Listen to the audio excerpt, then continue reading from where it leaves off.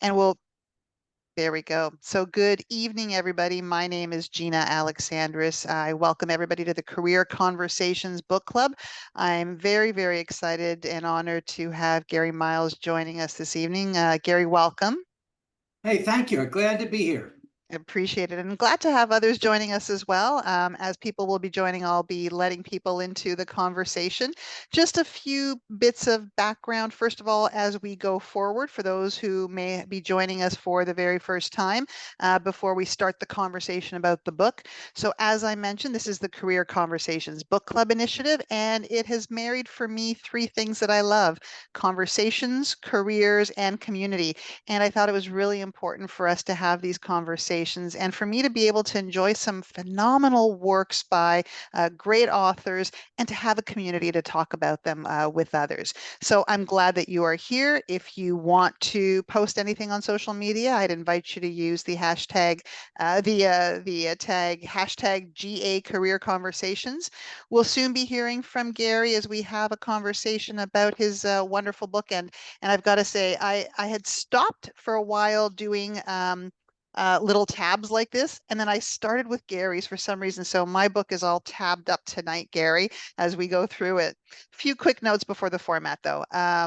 We'll do some introductions. We will hear from Gary about his career journey. We'll then dive into sections of the book. We can't cover it all. There's so much to cover, but we'll be covering many of the sections in the book.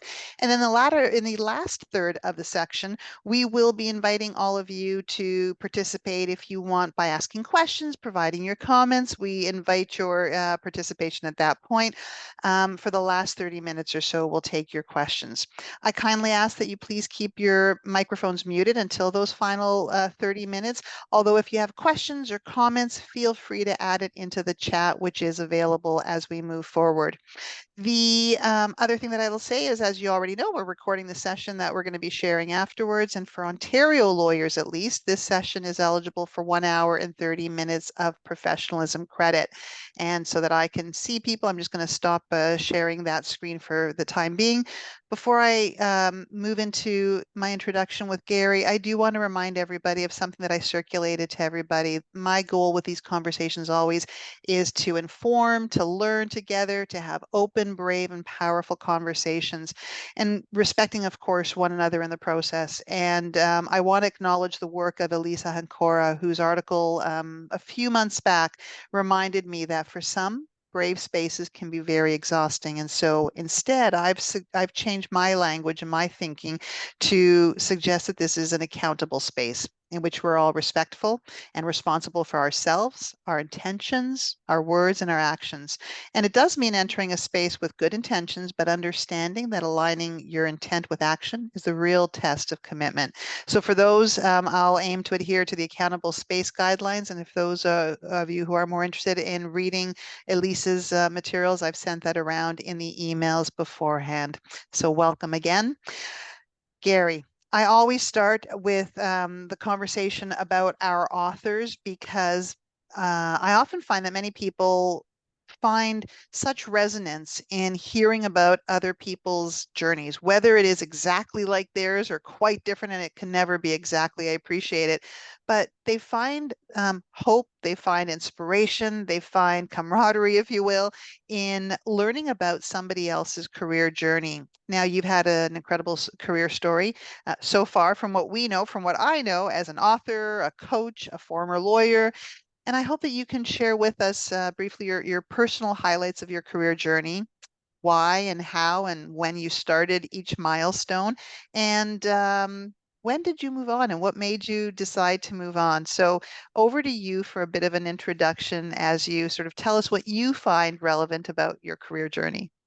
Great. Well, thank you all for being here tonight. Really, really appreciate it. And really want to thank Gina for supporting my book and giving me the opportunity to be here tonight. It means so much to me, Gina. And I really thank you for all the service you do for lawyers in Toronto and throughout Canada, because Pleasure. it's become a very tough profession. Became a lawyer in 1978. Did very, very well in law school. I clerked in federal court, which in the States is a ticket to go to most any law firm you want. Going to a big law firm was what every other law clerk that I worked with in federal court did. I did not do that. I clerked for a small firm throughout law school. In fact, I started clerking with them before law school, and I felt a sense of loyalty and obligation to go back there because he had been very, very supportive to me. And I didn't want to think that just because my career had taken that path, I would then, so to speak, drop him. Ended up, I didn't stay there that long because I wanted to be a trial lawyer and he was not. Um, I do think there are other reasons I went to a small firm. I think I am by nature entrepreneurial, somewhat independent, like having my own path. And in big law, that's not really not there are many, many benefits, but independence and autonomy are not two of them. So after I was there for a couple of years, I joined sort of the preeminent um, civil defense litigation firm in the area, a small firm. I learned how to try cases. I did insurance defense and developed a niche in representing truck drivers and trucking companies for specialized insurance carriers. And I remember during COVID, there was an issue about trucks and so forth up in Canada. I don't know what your perspective is of truck drivers, but here in Maryland, where I'm licensed to practice law, no one liked truck drivers. No one liked trucks. No one liked truck drivers. Changed a little bit with COVID because people realized they're our supply chain. But really, it was difficult representing truck drivers, but I enjoyed it. I had insurance company representatives who were really good and very knowledgeable and very intelligent. And I did that for quite a while.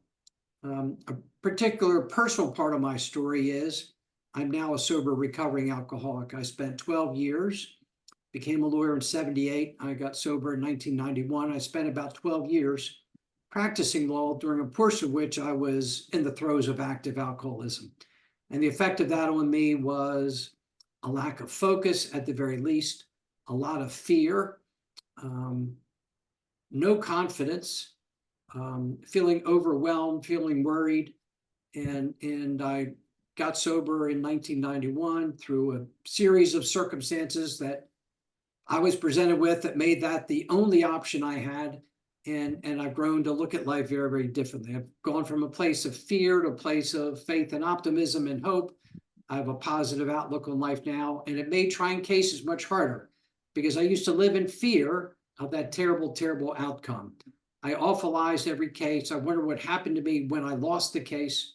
And then I grew to realize that trying cases is all about the process. Sit down today, do what I need to do, interview my witnesses, prepare my opening, get ready for trial, enjoy the trial, enjoy the experience without worrying about what's the jury thinking of me. What's the jury going to do? What's the other lawyer, what's his position? I just tried my case and I put forth my best effort and I learned the results take care of themselves. And usually they were good results, although not always. Of course, you try a case, you win some, you lose some, but I did well in that arena. I decided after some time, I at that point, the small firm, the founders of it had moved on, had retired, and ultimately passed away.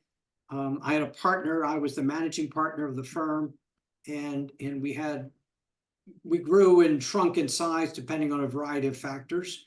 But I owned and managed that firm for about 30 years. Was a sole partner from 2007 on, and at some point, it was around 2010, I decided to make a whole career change and move away from what I had done for 30 years, in which I was very comfortable with, to something I'd never done before, which was family law.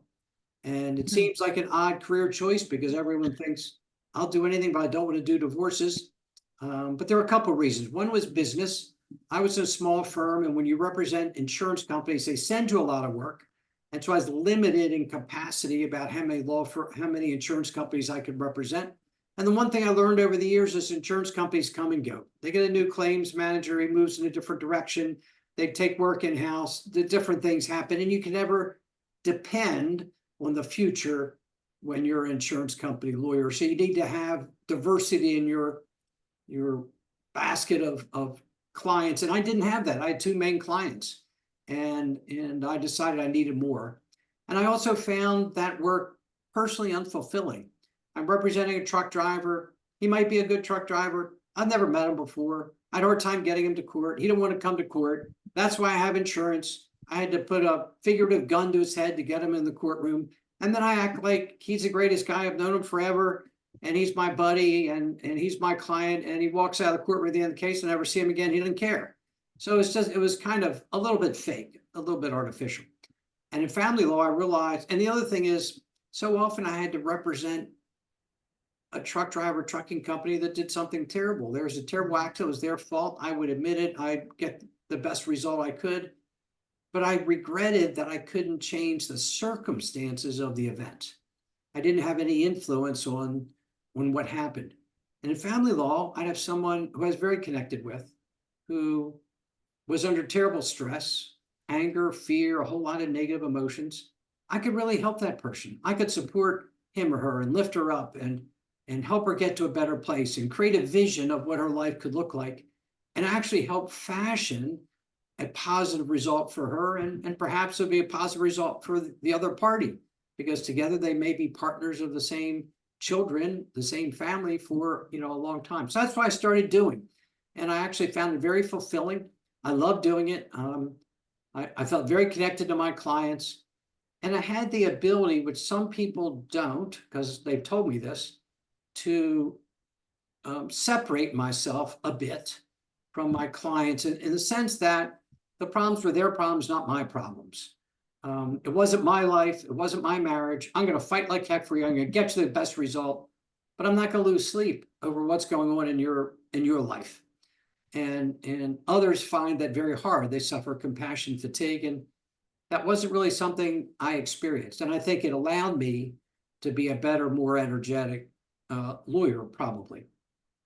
After doing that for 10 years or so, a couple of years ago, we've always had a home in Pinehurst, North Carolina. It was my plan at some point, not then, to retire to North Carolina. And my wife is a director of nursing in the Maryland area. And we decided to look for jobs for her in Pinehurst, North Carolina. Our county is a very small county. It's big geographically, it has 100,000 people in it. And in the Baltimore metropolitan area, there were several million. So a very different world. Thought we'd make a whole lot less money here. We wanted to see how much less we would make. So Brenda looked for a job here. Lo and behold, she got a great job, more money, better benefits, better facility. So in 2 weeks' notice to me, she deserted me. She Wow. left our marital home and came to my dream home in Pinehurst, North Carolina. So as you can imagine, shortly thereafter, I followed her. I went of counsel to my firm. I transitioned it over to my partner, who was my son, and it became his firm. I still work with the firm. I still handled some family law cases. I do our business development, but my role was limited. And when I came here, I was filled with a new passion, and I didn't have this as a plan. It came to me. I realized how much harder the practice of law has become.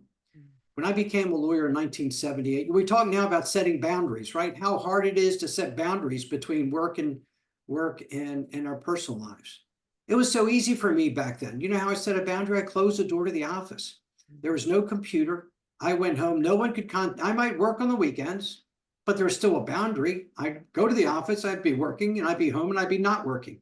We don't have that anymore. And the rush of emails and text has made our life so pressured, so hectic. And I chaired the lawyer assistance program in my area in Maryland for 20 years. And I helped some folks from pretty dire straits find a new way of life.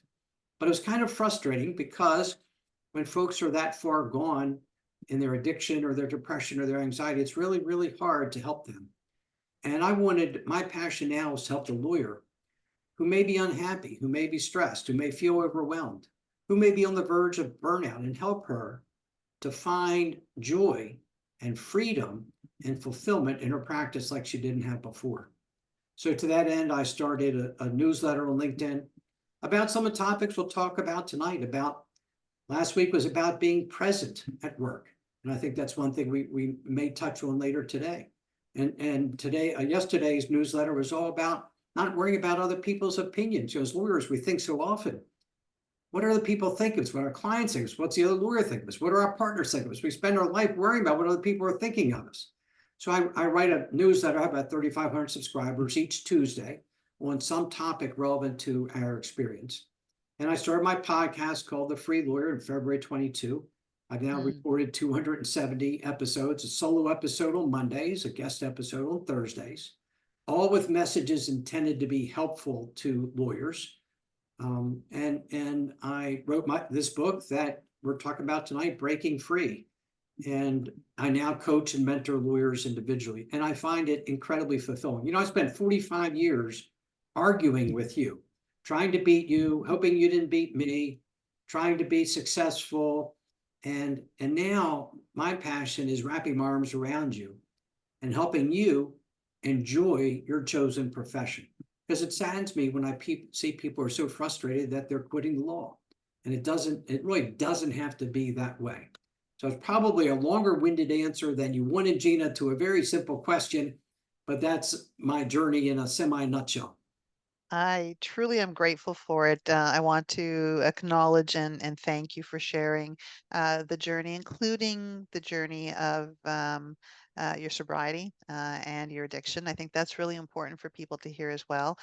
You used a word that I don't know if I have heard before. You awfulized things that you used to, if I heard that correctly, did you say awfulized? Yes, yeah, I did say it. I don't know if it's really a word. I've heard catastrophize. I've never heard Yep. awfulize. It's sort of a little bit step down from catastrophize, but I really appreciate that you recognize that. And as a person who practiced family law for about 4 or 5 years and could not separate and did not feel like I wanted to separate myself from my clients, which is why I chose professional development for the for 30 years after.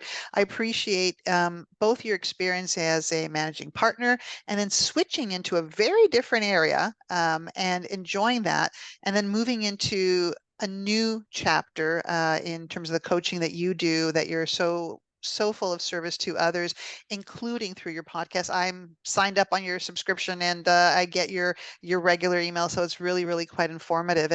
And I think hearing your journey again, so many touch points that we'll come to later on, but one thing that I want to speak to very briefly is you referenced, and we're going to talk about it a little bit more so, but you made reference to why practice is different today than it was, 10, 20, or 30 years ago. And it resonated with, for those of you who are in Ontario, you might be familiar, I hope you're familiar with former Chief Justice George Strathy. And I'll send the link to you, Gary, and to Stephen as well, because Justice Strathy, a few years back, about 2022, wrote a piece about the gladiator mentality. It was meant for the litigators in our profession, but also generally for members of the profession. Two myths that he tried to really cut down. One was that mental health is something that others have challenges with. It doesn't affect us. And the other myth was that the gladiator approach is the only approach litigators can have. And I've heard you talk about wrapping your arms around people, both in practice potentially, but also in what you're doing now. The fact that you can have a kinder, gentler practice is really important. And within that article, Justice Strathy also references the notion that boundaries were easier for him, not totally always possible, but easier because you didn't have to respond to this little device, quickly to your clients, to your colleagues, to your supervisor. And so it is different, but not impossible. And I think that's one of the things that I really respect of the work that you're doing is that you are helping people remember those boundaries. They might look differently today than they did before, but they are possible. And Justice Strathy so very much also encourages us all to look for them. I'll put the link in the text for those who might not be familiar with Justice Strathy's work. Um, Gary, you and I, as career coaches for lawyers in particular, oftentimes will encourage, suggest, recommend that people strategize what to do with their career, how to move forward, thinking things through, on a planned basis.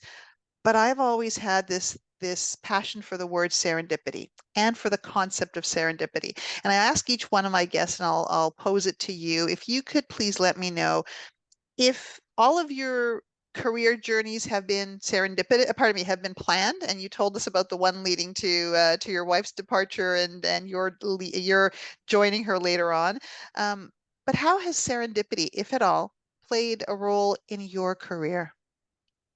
Yeah, I think that what one way was when I joined my firm, in July 9th, 1982. My the lowest partner said, I have a couple foreclosure cases and I have a couple workers' comp cases. Which do you want? I said, I don't want either, but I'll take the workers' comp cases. What ended up, that was the best decision I ever made because the foreclosure practice took off. And where I used to have 4 or 5 files on a whiteboard, 15 years later, we were getting 250, 300 new files a month, and we had a staff of 45. So I stayed in the insurance realm, which I was most comfortable with, although I ended up managing that practice. But really, the biggest example to me is my transition down to Pinehurst, North Carolina. Mm, I think um, my higher power, my God, thought there's better work for me to do than representing truck drivers in car accident cases, or even being one of many lawyers who handles divorce cases, that I could be of greater service to the profession in a different way than just being, and not that there's anything wrong just being, I don't want to minimize it, being an ethical, courteous, professional lawyer who zealously advocates for his clients, or some bigger plan of what I could do.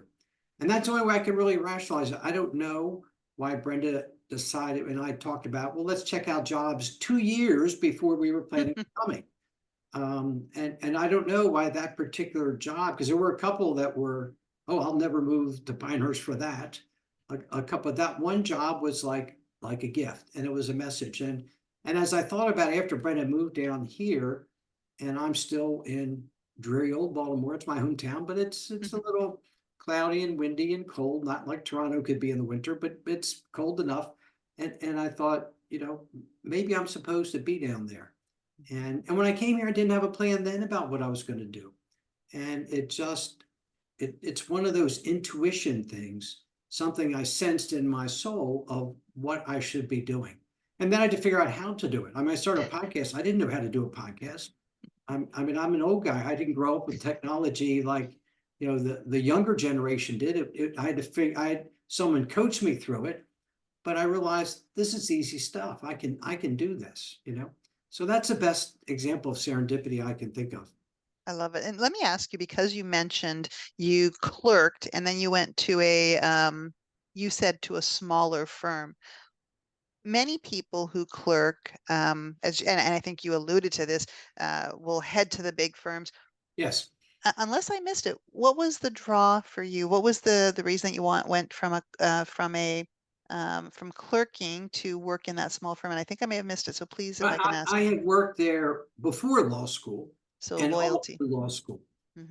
And I liked working there, and I liked the gentleman who ran the firm, Uh, and decided I'll go back there, knowing I could move, although it's harder to move from a small firm to a big firm, but I could move later if I wanted. And I knew enough about big firm life that I don't think it was what I wanted. mhm. Certainly, I would have made more money starting out in a big firm than a small firm. And it's funny, I had my favorite law clerk. We became friends for a good while after clerking. We used to play bridge together with our wives, and our kids would be in bassinets while we're playing bridge. But then we kind of lost touch with each other for about 20 years. He said, let's have lunch. And I said, John, sometimes I regret that I didn't go to a big firm like Piper, like you did. And, so much prestige, and I'm sure so much more income than I made. And, what a powerful place. And he said, you have no idea the pressures that I've been under, and the stuff that you have to deal with in a big firm. Different pressures, but I never had Hmm. really thought about that. So the grass is not always greener on the other side, no matter what we think it might be.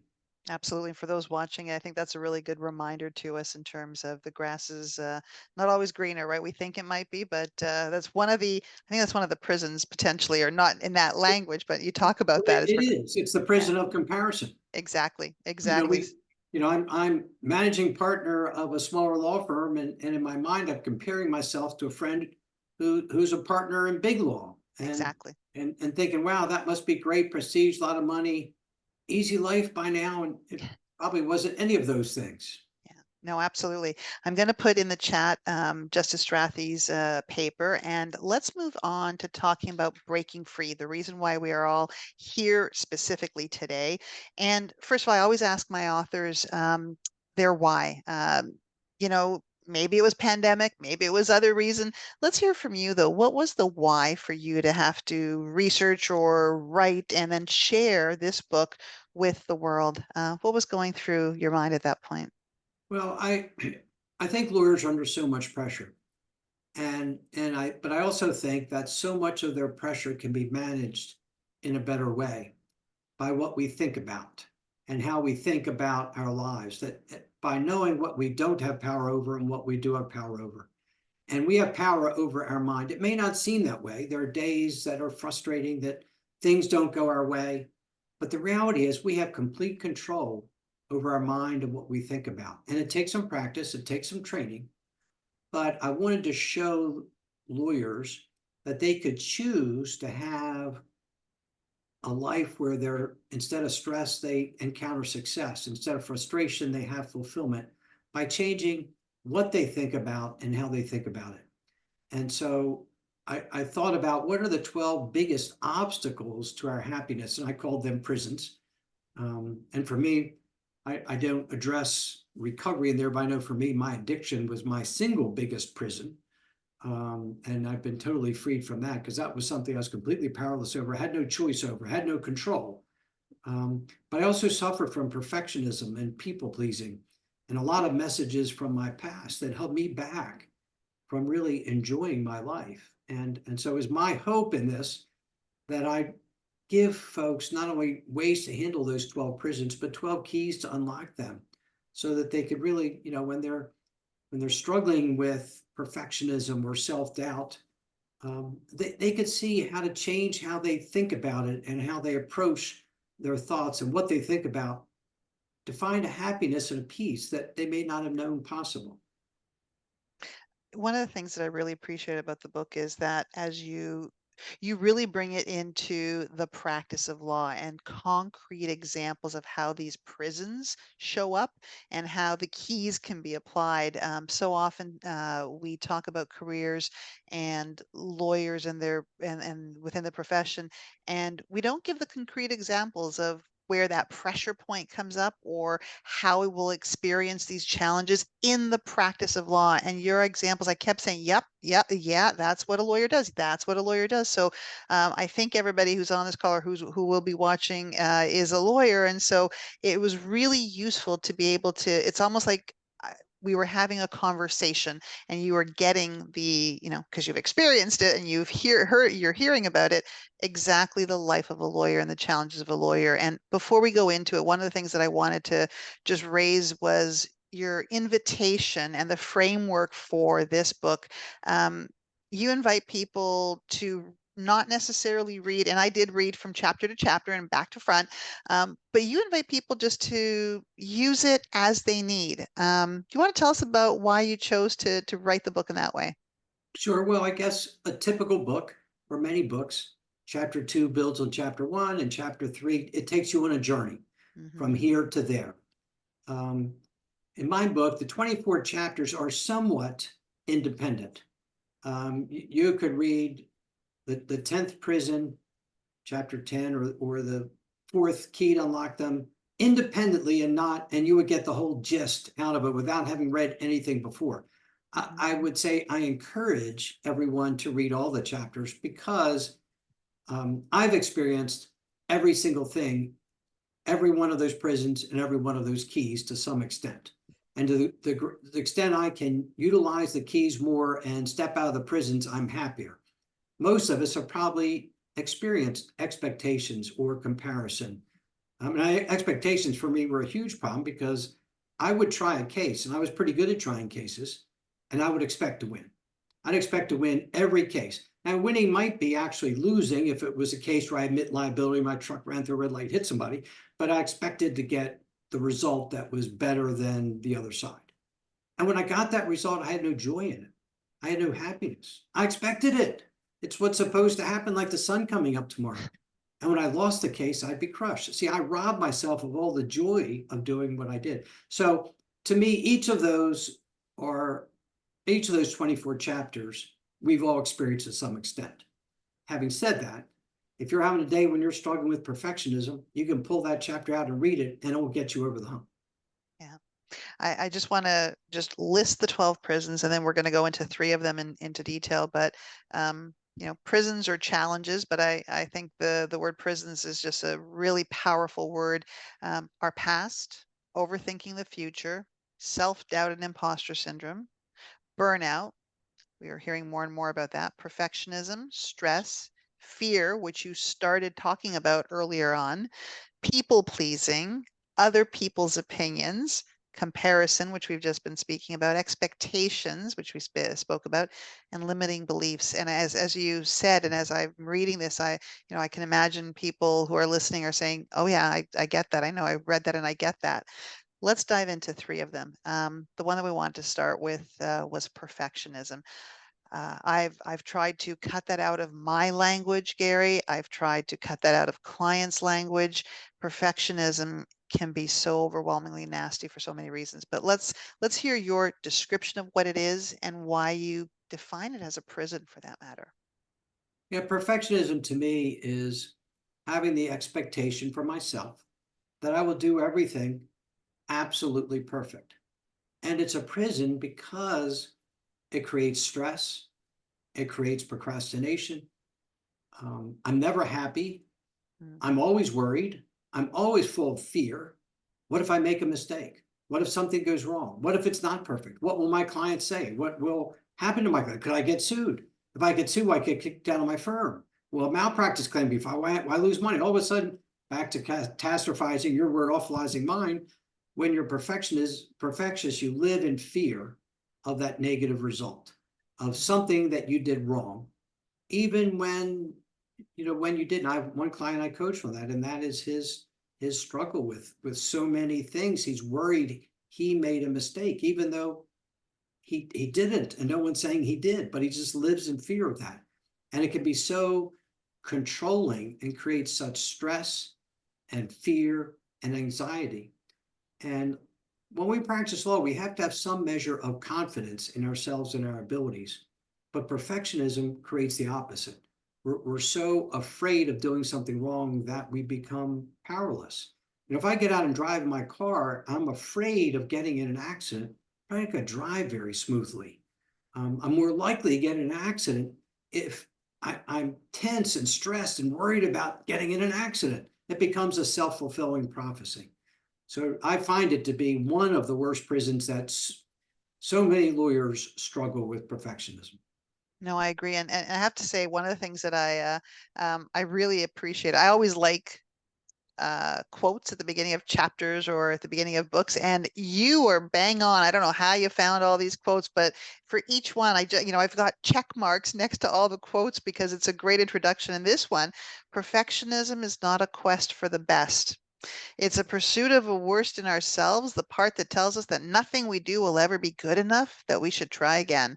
Boy, that really is a great opening statement for the idea about perfectionism, and the way that your very first question after that, and I love the language that you chose. Are you often never delighted with your work? Just by that question, it gives the reader permission to understand that being delighted with your work is okay. It's something that you should strive for. Absolutely. And that's why, my goal is to help any lawyer I have contact with in any way find joy in their Mhm. practice. And how many lawyers do we know of who just have that hangdog look, like they're just not happy? And yet we were I remember when I became a lawyer, 1978, November 1978, how excited I was to be admitted to the bar, or in Canada, called to the bar. And I Mhm. imagine up there, it's a cause for celebration and Mhm. excitement. We finished the journey and the expense, and then 10 years later, we're like, what happened? We hate it. I'm not happy. And we can recreate that joy. And perfectionism is one of those things that robs us of our joy, as you said. So, what are some of the tools that you've used, or you talk about overcoming perfectionism? What are some of the things that you encourage yourself and your clients to do to try and overcome that perfectionism? Well, one of the problems with perfectionism is based on fear of a negative outcome. And so one of the keys is to not worry about the outcome. Let it go. The outcome, it's going to be what it's going to be, and focus on our effort, focus on what we're doing. So when I would try a case and I was worried about winning and losing, mostly I was worried about losing. Mostly I was worried about losing badly. Mostly I was worried about losing badly and what happens. Instead of even thinking about that, think about preparing my examinations, interviewing my witnesses, getting my opening. I like that. I'm good at that. That's fun. So Mhm. that's how I found the joy in it. And we all work in different fields, but whatever your field is, just focus on doing what we find fulfilling. We came into law to be a problem solver, to be of service in some ways to society, to community, at the very least to our clients, and focus on what we enjoy doing in representing our clients and let go of the thought of being perfect. And I suggest replacing it with excellence or doing your best. And doing your best isn't being perfect. And there are days of doing your best might not be as good as others. If I'm sick with a cold or flu, my focus I know isn't the same. So substitute perfect for doing our best. And the other thing is show ourselves some grace. If your spouse or your child or your law partner makes a mistake, um, we're very forgiving. We're very Mhm. understanding.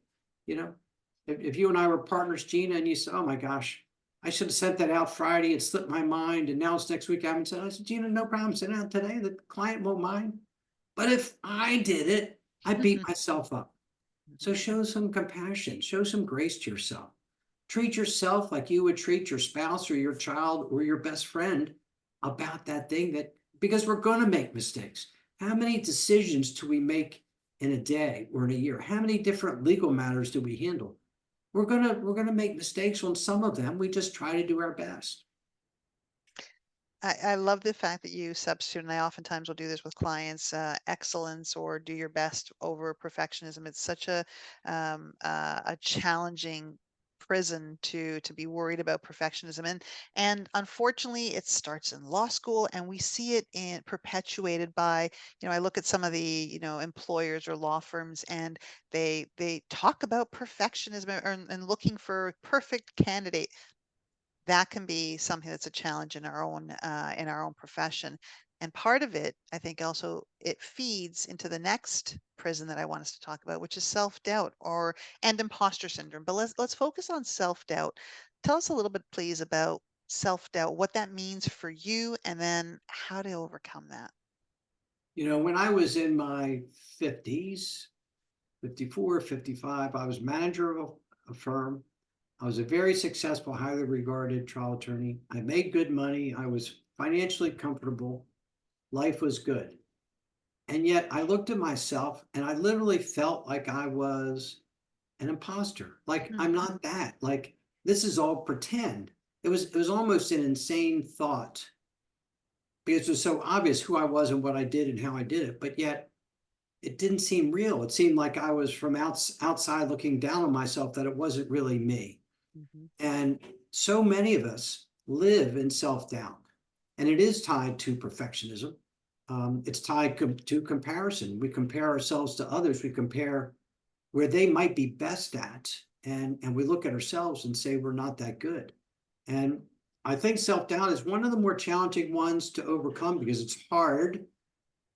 Excuse me, it's hard to fix it by yourself.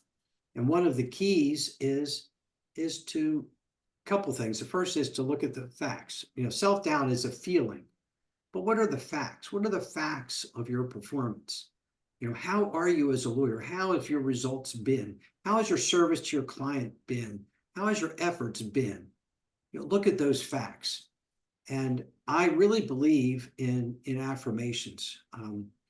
There's an app called Think Up. You can record them yourself. You can hear your own voice telling yourself, I'm a good lawyer. I'm successful at what I do. I deserve success.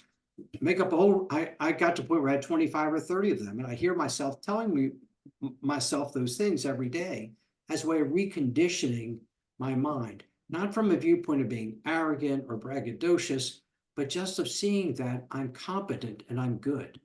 And and a lot of it is then talk to someone else, talk to a friend, talk to a colleague, talk to your partner, talk to your spouse, use a coach like Gina. or I guess Steve, looks like you coach as well. Talk to someone who can help you see what you're capable of. I know with my clients, I can see their future. I can see what they can be. I can see what they're capable of, and they cannot. It's not because I'm smarter than they. It's because they're living in this world where they are limited by what's happened to them in the past. They're limited by where they are now, that they can't see that they're capable of more. And a coach or a mentor, or someone you can talk with who can kind of help you see reality, because the reality is we're not imposters. We're really good attorneys. We're devoted to our clients. We work hard. We're smart. We're committed, and yet we hold ourselves back with those feelings like we're just not good enough. I two things that you have said in the book as well, which I really, really like, and we've heard it before from a couple of different authors, but in different contexts. One is keeping a success journal, and I used to have a happy file on my computer. I still have it. In all the jobs that I've had, I've carried the happy file with me. That's my reminder when I'm having those doubtful days. And let there be no doubt, even the most optimistic of us, even the most confident of us, have those days where we can self-doubt, right? We're not immune from that. But Of keeping a course. success journal, I'd like to hear you talk about that. And then part of that success journal also is changing your script, you say, believe in the gifts that you have. Can you speak about those two tools that you've written about in terms of helping us overcome the self-doubt that we have? What I used to do at night, and I suspect there are some others the same way. At night, I think about all the things that went wrong during the day. And there are things every day that go wrong, despite my best efforts. Um, and the success journal could be something as big as winning a case, could be something smaller. It could have been something little that I did to make a client happy, or answer a question, or solve a problem, or getting a matter resolved for them that they felt a sense of relief. And I find that we don't often, it's like what I said before about taking things for granted with expectations. We take those things that we do well for granted, and we focus on the few problems. And by changing our focus to what we've done well, we develop a different view of ourselves. We see that, wow, today there are 8 things I did where I helped people out and I was of service. And that's what I'm about, being fulfilled by being of service. And so that's how I think a success journal works. Um, I also think sometimes, I think gratitude, which is one of the main keys, but it's a key that works for every one of these prisons. So that in that way the book can be a tad repetitive, because I have to mention gratitude here. When we think of all the gifts we have, we think of the talents that we've been given, our success in law school, the God-given talent that we have, the intelligence, the training, the experience, and we realize we are well suited for what we do. We may not be perfect, but we're well suited to be a really good lawyer. And thinking about those gifts, thinking about our unique skills that we bring to the table that may be different than skills someone else has, makes us realize that we're not imposters. We really are good lawyers, and we can believe in ourselves.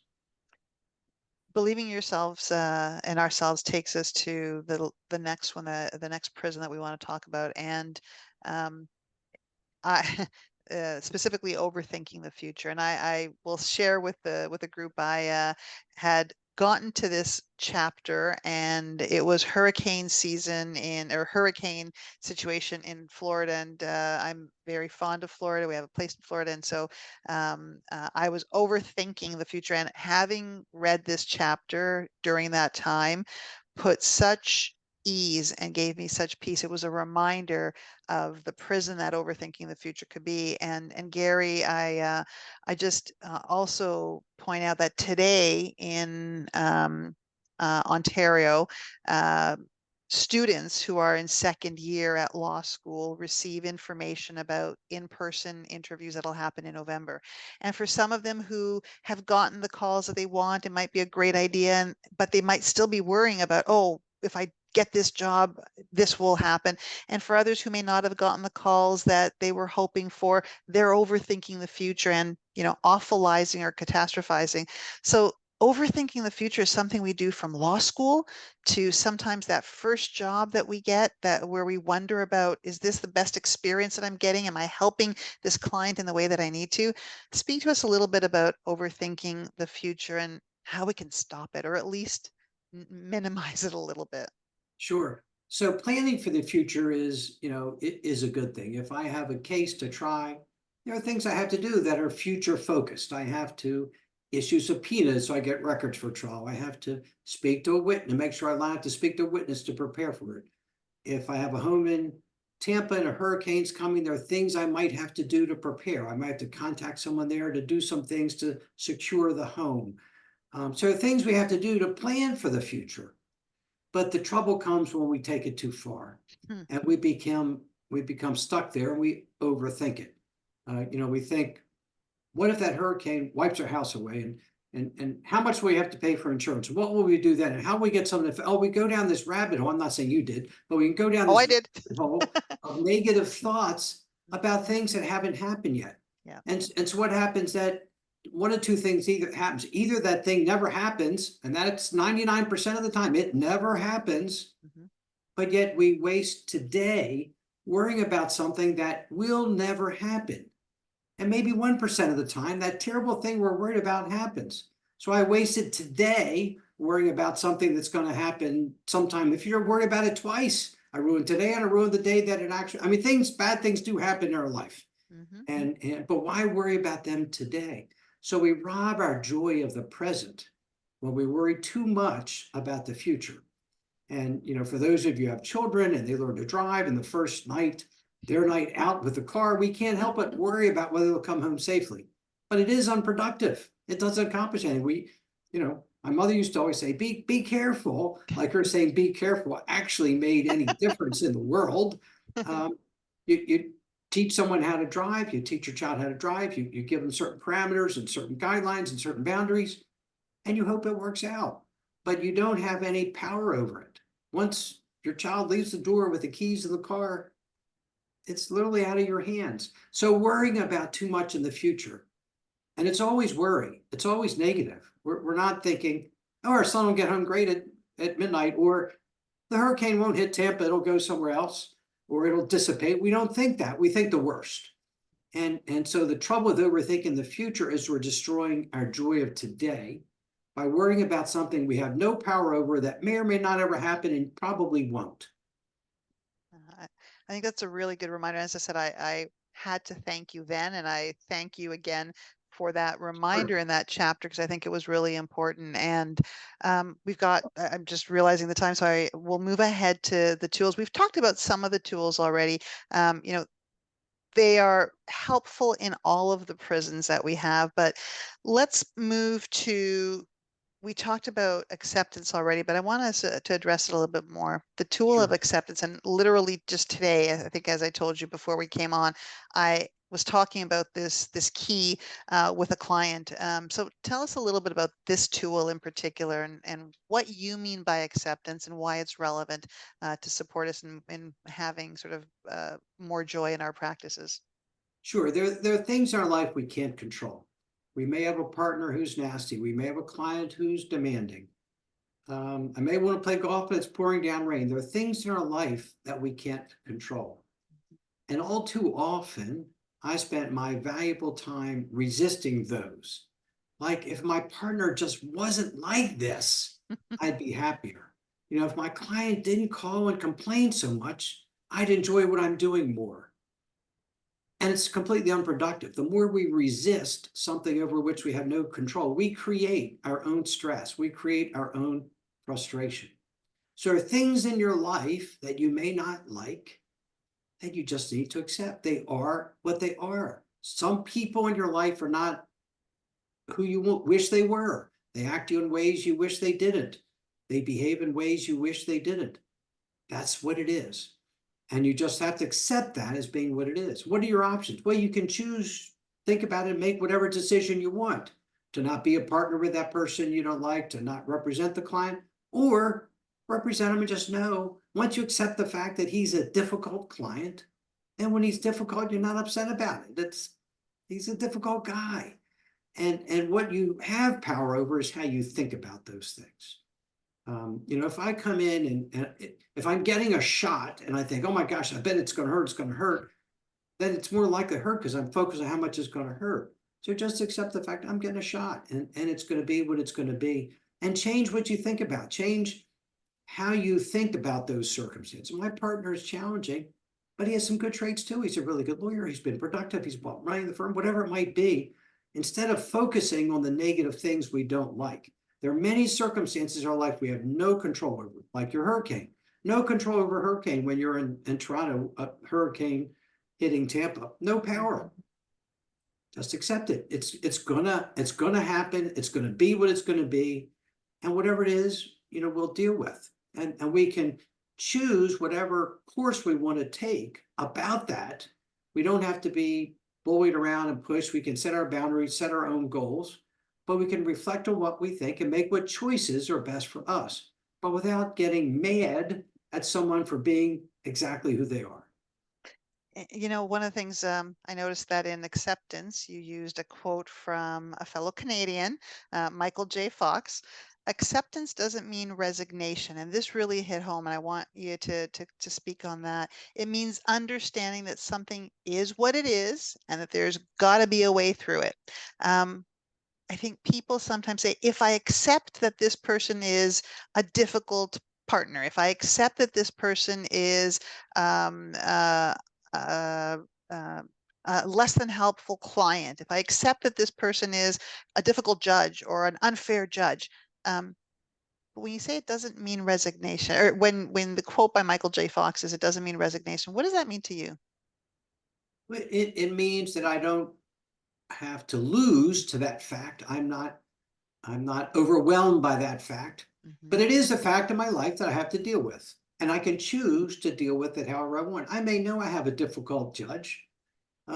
So I better dress nice, be on time, speak appropriately, and be prepared to make the best arguments I can. And then it's out of my hand. Maybe he'll make a wrong decision, but at least I've done the right thing. So it means accepting that it is what it is without being defeated by it, Yeah. but without letting it destroy our happiness or our peace, knowing that we always have a choice. We could choose to not be that person's partner. We could choose to not represent the client.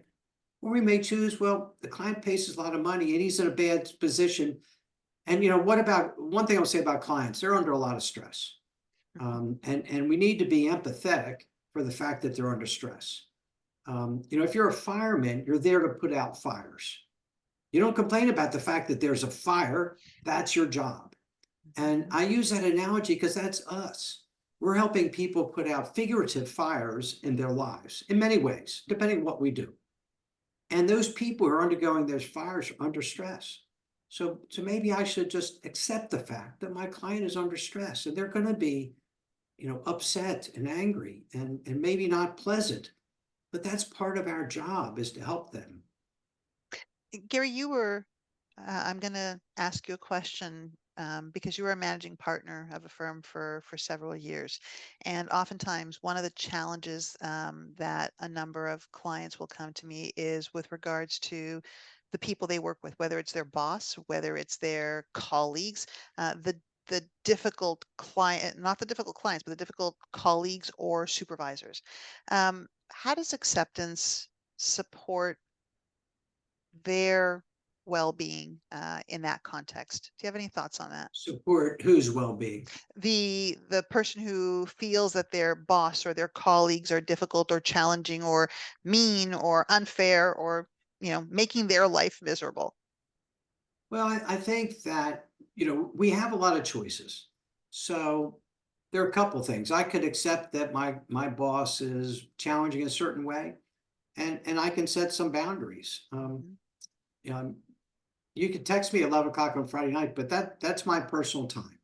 I'll be glad to get back to you on Monday about it, but we can set boundaries with those demanding clients and train them. Sometimes I've learned we train ourselves to treat us by how we respond to them. The boss texts us at 10 o'clock on a Friday night, we answer at 10:15. Mhm. We've given our permission for him to do that.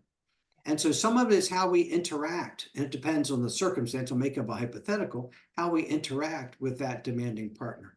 It's okay to set boundaries. And I would say don't be afraid of setting boundaries, because if your partner is mean and when you say, this is the boundary I need to have, then if it doesn't work, then that may not be the right place for you. So Yeah. we can set boundaries with those difficult or challenging partners, or we can find ways to work around it. My partner for many years was a very hard worker, very smart, but completely disorganized. And he was in charge of the foreclosure practice, and he did not have the skill of organizing a process to handle that many files. So I did it. I didn't have to work in foreclosure. I had to know foreclosures. I didn't like foreclosures, but I organized it for him. And together we made a good team. I didn't feel resentful.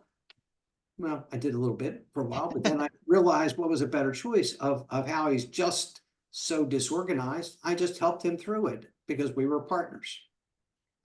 Two things from that perspective. One is it's a perspective issue that you're choosing a different perspective on how the other person is.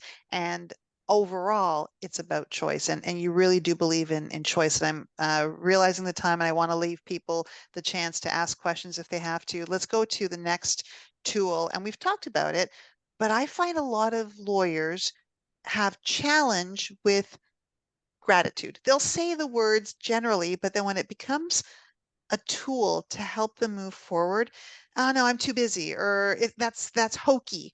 Speak to us about gratitude. Well, I understand that people might think it's hokey, like mindfulness, it might think it's hokey. But I think along with acceptance, it's one of the single most important tools for you to find happiness in your life. I often think at times when I was feeling sorry for myself, what if I was born to an entirely different place, to entirely different people, an entirely different part of the world? My life wouldn't be the same. What a gift it is that I was born where I was, to my wonderful parents and blessed with talent and intelligence and the gift of an education to be even be able to be a lawyer. And when we are grateful, all those things that might normally bother us stop being so important. There are two little exercises I have all of my clients do. The first is, and I would throw this out for each of you to consider, that for each of 30 straight days, you write down 3 things in the morning when you wake up that you're grateful for that day. Sounds pretty easy. You're grateful for your spouse, you're grateful for your dog, you have a wonderful daughter. Boom, that's easy, right? But each day you have to come up with 3 different things you're grateful for. You can't, in other words, you can't repeat. So at the end of 20 days, you've written down 60 things that you're grateful for. First off, that's a pretty impressive list to review. But in addition to that, now on the 21st day, you have to come up with 3 more. So you go through your day thinking about, what could I possibly be grateful for today? And when you live your life searching for something to be grateful for, instead of what's wrong with my partner, what do I have to complain about, what's wrong in my world, you'll find you have a really different outlook on life. The Are you second allowed thing, to go through all the different flavors of ice cream that you like? Like so that's you have right. like No, that's a little too tricky. We need something a little more real than that. The other thing I have people do, it goes along with our success journal, to think about every nice thing that happened that day. And it might be a bad thing that we handled well. And make a list each night before we go to bed of nice things. Your paralegal did something nice, your client said something nice, you got a nice ruling, you had a challenge to overcome, but you handled it pretty well. And make a list of those each night. Because sometimes at night we go to bed and we think about what's wrong Yeah. instead of what worked out right. And then I think you'll find you sleep better. So gratitude really is the answer to so much. Gary, do you find that talented lawyers will oftentimes resist building a gratitude practice? I'm just curious what your experience has been initially. Will there be a resistance to it? I don't have time for it, or how do you I, get I've them not moving? I've not encountered that. I Okay. encounter like, that's hokey. I'm I'm better than that, or I'm smarter than that, or something like that. But the reality is, when we're grateful, you can't be anything other than happy. And, when you have a medical challenge, I had AFib hit me on Memorial Day. It was really scary. I have low blood pressure, got up to 196 over 96 or something higher than that. It was very scary. And then when that passed, I realized, boy, I'm grateful for the fact that I'm healthy now because I might not have been. Just a little thing like that. How many lawyers work themselves to the bone and you hear about their poor health, or even people who pass due to the stress? But be grateful for our health, be grateful for our family.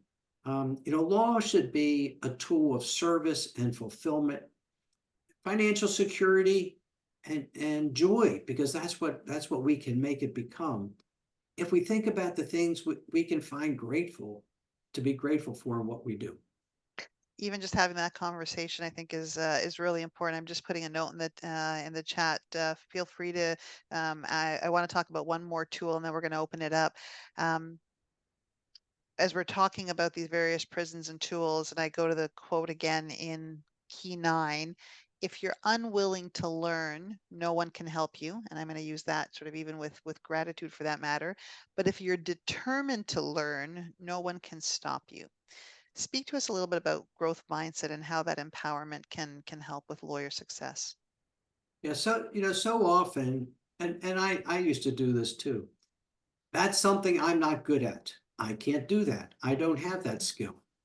And you couple it with perfectionism, and sometimes we're afraid to learn something new, a new area of law, a new case, because we don't want to fail, or seen as the first time we do anything. First time I did a podcast, I messed it up.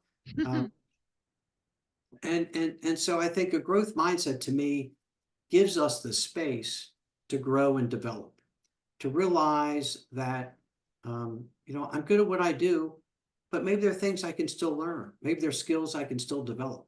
Instead of saying, I can't network with people, maybe you can talk to someone, talk to Gina about how can I be more comfortable in going to the bar association meeting and connecting with other lawyers in my field.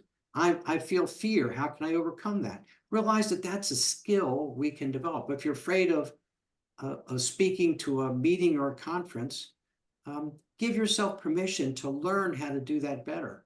And maybe talk to someone or folks on LinkedIn I know who are good at that, teaching you how to do presentations, and realize that there are things we could learn to do better. I've never written a book before. I've never done a podcast before. And the first time my coach said you should do a podcast, I said to him, I could never do a podcast, literally. And he taught me how to do it. And now I've done 270. I could do a podcast, and I gave myself permission to explore the possibility that I could do something like that, which I always thought I'm too old to do a podcast. That was my story. And he helped me to rewrite it, to reframe that negative thought to, you have a lot of experience to share with other people. That a lawyer with 8 years experience, who might be more comfortable with podcasts, doesn't have 45 years of experience to share with other people. So giving yourself permission to learn a new skill, to grow. And one of the keys to that is being able to accept constructive criticism, to look at people sharing things with you. And it's funny, in a coaching relationship, when I coach my clients, and Gina, you may have seen the same, and Steve, if you coach as well, when I make suggestions to them, they're really receptive to it. They really appreciate it. But that's not always the case with a spouse or a managing partner. We take offense, we get defensive, we want to argue. Be open to those suggestions. They may be right, they may not be right, but be open to the fact that maybe there's a helpful suggestion there of some skill that you could work on in presenting your case or talking to clients, some skill that you could grow and be better. It's interesting because one of the things that you've just brought back to my mind is when I was with the law practice program, and we would get our candidates or our students to practice, whether it's public speaking or whether it's trial advocacy or whether it's examining a witness as part of their training, especially when it was public speaking or something that would involve having to make a presentation. I can remember times when even for a 5-minute presentation, if that was the exercise, people would come to me and say, I'm too nervous, I'm too scared, I'm too shy. I don't do that. I just can't do that. Said, you're going to try it. It's a safe space. You're going to try it. You're going to get feedback from people. And then at the end of the day, they would come back and say, wow, you know what? That was, for the most part, it was either great or it wasn't as bad as I expected. I found that I could do it. And so having that mindset of just, having that learner's mind always, I think, is really useful. And as lawyers, because we've done so much training and so much education, we sometimes forget that. So I really appreciate the growth mindset. There's a few more that we want to talk about, but let me just pause and open it up. If anybody has questions or comments for Gary while we've got him here, this is your chance to raise it. So if you can use the hand emoji so I can see you. Otherwise, we've got some other questions that I'm going to pass by. Stephen, yes, let's hear from you, please. Well, thank you, Gina, for continuing to do these. This is great. And Gary, I'm really enjoying hearing your remarks. I haven't read your book yet, full disclosure. So I've been grappling with this whole issue of mindset for a long time, and in particular over the summer. And there's so many things that you said that resonated, catastrophizing. So like I like to say that I go from like headache to brain tumor with like no thoughts in between. There's Right, just right. no pause there. Um, so the question, that I posed to a lot of people over the summer, and I'll tell you in a second why, was, do you really have to change your mindset in order to change your behavior? And I've been grappling with that for a long, long time because, like the two of you, I coach. And what I sort of have concluded in my own way is just that just change your behavior and maybe your mindset will shift. And I mean, I've gotten pretty good at selling my services, but I'm always going to feel uncomfortable with it on some level. I'm always going to feel like selling is a little bit dirty, that self promotion is kind of gross. And when I don't get the client to respond to the proposal that I've sent, I feel this profound sense of rejection.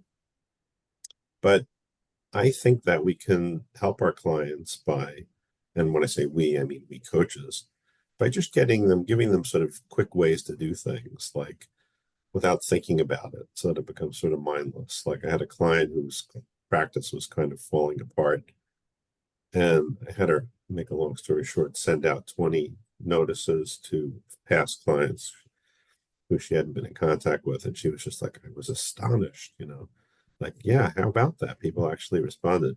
But I made it easy for her by helping her craft like just one paragraph. So I'm just curious what you think, Gary, about the notion that, yes, we have to have at least some modicum of growth mindset, but how essential is it to come first in order to change our behavior? So I think mindset is really critical, because I think our mindset, I'm, I'm not a complete believer that what we visualize will always happen, but I am a believer that what we visualize will help us to be more successful.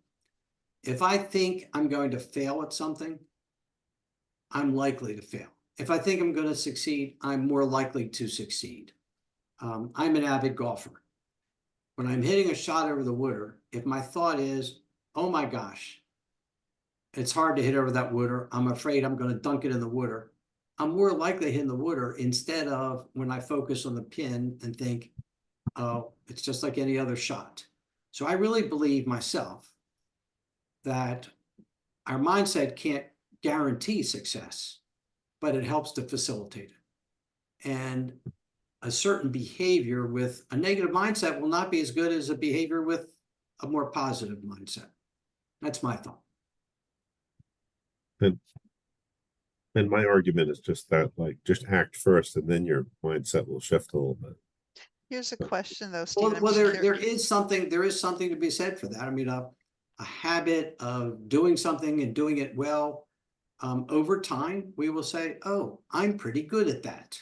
So there certainly is truth to that too. That a continued repetitive, successful behaviors can create a more positive mindset.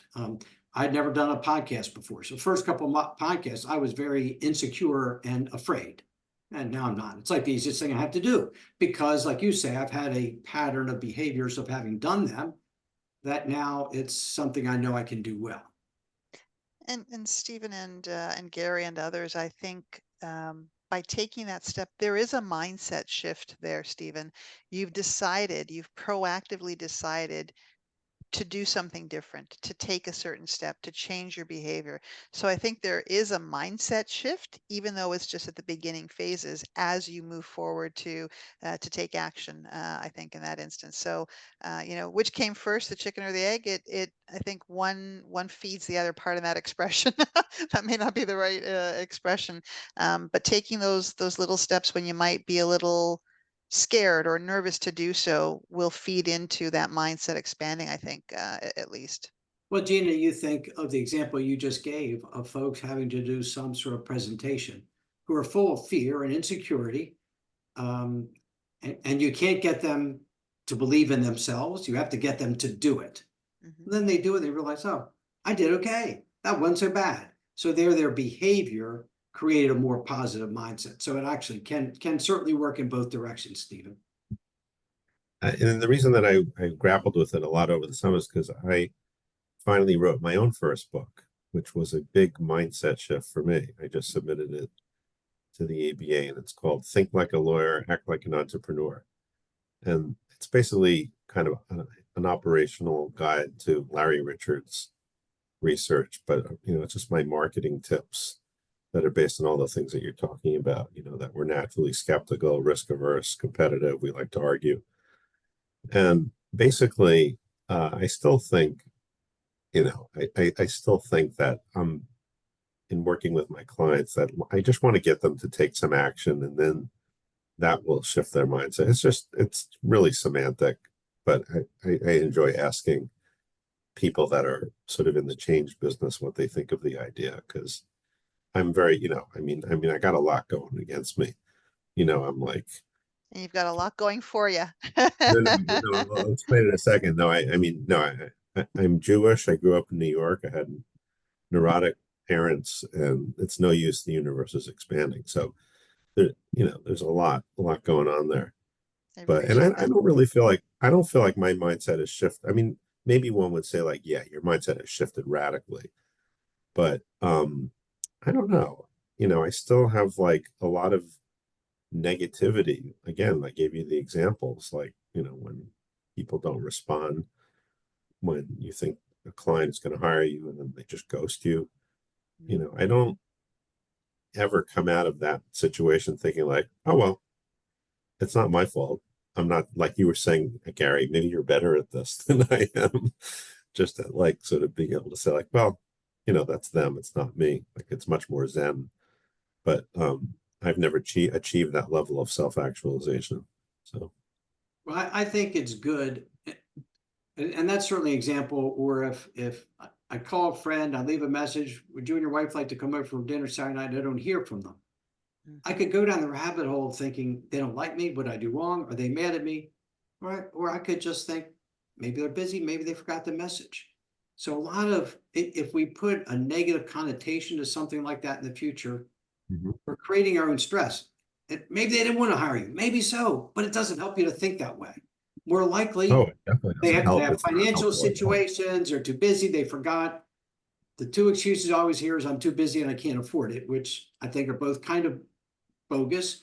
But those are two excuses, and it's not really about me. I Appreciate think that. Kendra may have a question. Yeah, Kendra, I wasn't sure if that's a goodbye wave or a hand up. So is it, It's it's a question. I don't yes, even know if please. you guys see me or not. Let me see if this There we will. go. There we Hello are. there. Hey, Okay. Kendra. All right. Hi, how are you? Good. Good. Yeah, I've been following Gary for a while now and reading his podcasts. I also have imposter syndrome. I am a person who nobody in my family, my parents both went to college, but they were the first people to go to college in both families. And nobody in my family sought any kind of higher education beyond college, that both my dad and my mom got a BA. But then after that, it was like from my family, it was like why would you keep on going to school? Why would you move away to do this? Seriously, they're from a small town in the Midwest. So I got a master's degree and a law degree, and here I am at Wow, 51, and I've been practicing law for 8 years. very good. But thank you. And I'm a criminal prosecutor. I work for the Attorney General's Office of Georgia, and I do really love it. My problem is this: I have imposter syndrome, and I think the way that it affects me in the worst way is that I put off doing things because I feel like, well, I can't write a memo like that, or I don't know where to start with that, or I don't know what I'm doing. And like, who am I to be doing this? And I think the procrastination catches up with me sometimes. Usually before I go to trial, I'm there, but I could be much more efficient about preparing. And I think I tend to avoid preparing because I think, well, I shouldn't even be here to begin with. Great question. Yeah, and I think, congratulations to you because your family wasn't very supportive of your education. Right. And Right. Thank and I think that you look at that and, one of the first prison of our mind is our past. And a lot of you. what Right. helped me are thoughts from my past, things that I heard from our family, from Right. classmates. I was very heavy as a kid. I was picked on. I was also very smart, and no one liked the smart kid because it made them look bad. So Right. we had a lot of I had a lot of messages, and you had a lot of messages from your past, like Right. you shouldn't go to law school. You should be this instead, and you don't Right. deserve to go to law school. You didn't come from a family where that was treasured Right. and No. supported, like I did, Right. and so now you carry that thought with you, and so when that happens, think, you know, this is a reflection of what mom and dad used to tell me. Right. And I've shown incredible courage and strength of character in overcoming those circumstances to be who I am today. And I know I'm a Right. good prosecutor. I know I'm good at what I do. And everyone around me tells me I'm good at what I do. They Hmm. see that. And procrastination, when you have a scheduled for a case, plan ahead, set yourself a time frame. I'm not a criminal lawyer and not a prosecutor, so I don't know what your time frames are, but set an Right. earlier schedule for yourself that I want to get Okay. this done for this case by this date, which may be premature, but hold yourself to that as if it was a hard and fast date. And once you start doing those things ahead of time, you'll get this feeling of accomplishment and success by the Hmm. fact that instead of waiting to the last minute and feeling kind of rushed, and of course, when we put things off, you mean to do it on, you start you're talking about doing it on Monday and you don't. So on Tuesday, you're down, man, I told myself to do it on Monday and I didn't. And then Tuesday, you don't do it either. And it just builds on itself. It becomes over. Right. So instead, Yes. if you want to do it on Monday, set yourself a schedule for 2 weeks ahead of doing it and then get it done. And then you'll be Right. like, wow, I got that done, Right. and you'll Right. feel so much better about yourself. I suspect for you, your imposter syndrome has a lot to do with messages from your mom and dad, although it's Yeah. hard to Well. tell from our Yeah. limited conversation.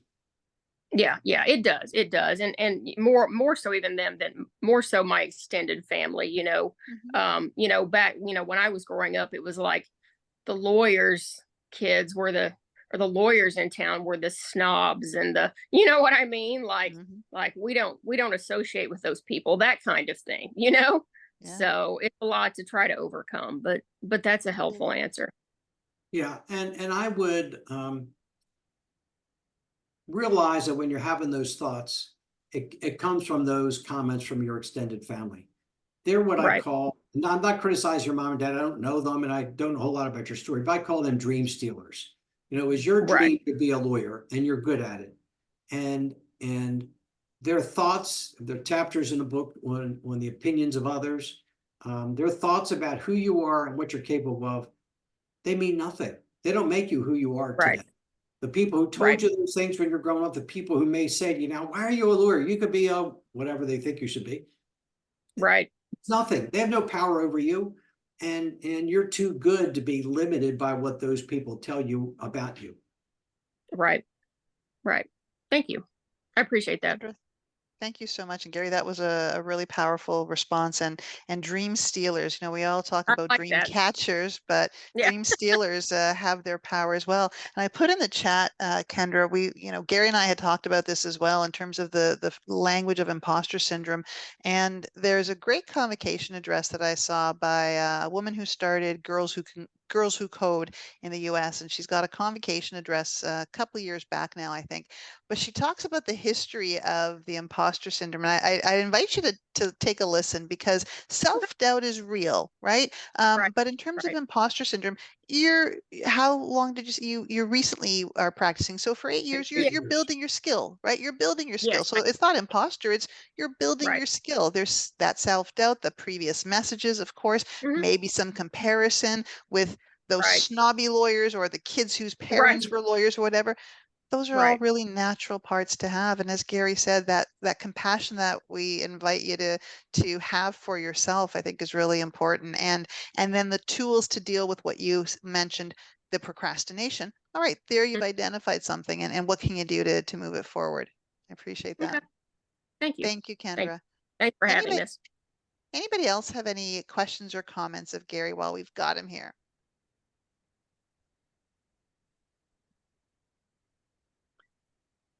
Seeing none, Gary, I'm going to ask you the one last tool because I think it's Sure. really important, of support and seeking support. And lawyers sometimes, because we should know it all, because we, are proud of our perfectionist tendencies, we don't oftentimes reach out. So tell us a little bit about that tool and why it was important for you to add seeking support in your book as a tool, as a key rather. Well, for me, as I look back on my life, I saw how I had mentors and coaches and guides in various capacities in various ways throughout my life who helped me to be where I am. I had a sponsor in recovery who helped me to learn how to live life and handle life stresses without drinking. I had a family lawyer who taught me how to be a divorce lawyer at the age of 53 when I'd never done it before, out of the kindness of his heart and soul, not for compensation. And when I was struggling in the practice law, there were no such thing as coaches or mentors. Yep. The concept didn't exist. And if you look at the Olympics, every one of those star athletes have a coach. If you look at the PGA Tour, every one of those professional golfers has a coach. There are voice coaches for singers. And why are we lawyers so good and so arrogant and so perfect that we think we can't open ourselves to the thoughts of someone else who could help us be better? And the trouble is that we have this image that we have to have it all together. We don't want to come across as weak. We don't want to come across as inadequate. And so we're hesitant to say to someone, I could use some support. I could use some guidance. And really, there's nothing more positive, more mature, more part of a life of growth, um, a growth mindset than saying, I want to be better. How can I improve? I'm struggling with public speaking, being empathetic with clients, procrastinating, perfection, whatever it is. And I could use some support. And I found that the lawyers who've reached out to me for support, and I'll bet Stephen and Gene have found the same, are so open to learning, and the progress is simply astronomical, and it really works. And I have a coach who showed me how to do a podcast and how to write a book and how to do blogs and how to coach, and it's so helpful. It allows me to grow and change, and coaching allows us to be our best selves, to be better than we are today. I talked a little bit about the concept of comparison. It's terrible for me to compare myself to Stephen or Gina or other people who coach. What I should do is compare myself to myself. How was I a year ago? How far have I come? What did I want to become, but I haven't gotten there yet? What do I need to improve? And coaches can help us set that vision for what we can be, the best selves, our better selves, and help us figure out a plan to get there. So I really believe that all of us would benefit from coaching. You should treat yourself like you treat your clients. and give an hour a day where you're your own client and think what you can do to make yourself better. I've put up on the screen your contact information, your email, your website, as well as mine. I don't want to end this session without inviting you to ask to ask you to speak about one last tool, and we keep hearing a lot about it these days, in particular, as more and more of the bar is talking about wellness and mindfulness, but this concept of mindfulness as a tool, as a key. Gary, I wonder if you can give us some final thoughts about that tool of mindfulness and what it means to you and how we can embed it in our practices. Busy law practices, how do we embed that? Yeah, it is. Our practices are so busy, and we sadly pride ourselves on our busyness, and our busyness is really not good business. And I know for me, I struggle with mindfulness. I candidly admit that because my brain races. My brain is very active, and it's always going somewhere else than where it should be. And I really have to work on training it to be present in the moment, to accept life circumstances. Part of mindfulness is allowing all those thoughts about right and wrong, good and bad, fair and unfair, all those things that we think about that way, just pass through without judgment. And when we learn to live our life without judging the circumstances in it as fair or unfair, good or bad, and just be present in the moment. When you're with your children, to just be present and listen to them. When you're with your spouse and you're going for a walk, to really be present with him or her and enjoy the intimacy of the moment and the talking. Life goes fast. And for those of you who are younger than I am, I suspect all of you are, it gets faster. But the one way to slow it down is to really be present in the moment and to experience each instant to its fullest. I'm grateful to you for ending on that point. I wanted to remind people, for those of you who are in Ontario, Kendra, I don't know about where you are, but this session is available for 1.5 hours of professionalism credits for Ontario lawyers. And Gary, a huge thank you. The book has been wonderful to read. It sort of came to me at the right time. I know we had selected October, but little had I realized how much I appreciated it for so many different reasons at the time. And I'm going to end with a quote that you've got at page 222, where you remind us the stresses you experience as a lawyer will always be there. How you manage them, how you think about them, and what you focus on can be indeed life-changing. And I think that's really an important tool. So thank you very much, Gary, for joining us this evening. I really am grateful for your writing this book and for sharing it with us today. But Gina, I want to thank you. I think it's wonderful that not only you gave me this opportunity to be here today, but that you do this every month and you bring another author and another book that can be helpful to the many lawyers out there. So thank you for the book club and for all you do.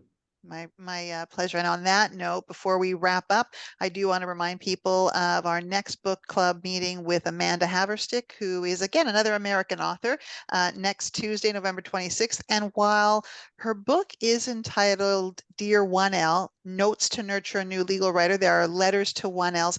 It actually applies to all of us in the legal profession in terms of writing. So I'm hoping that people are able to join us next month on a Tuesday evening.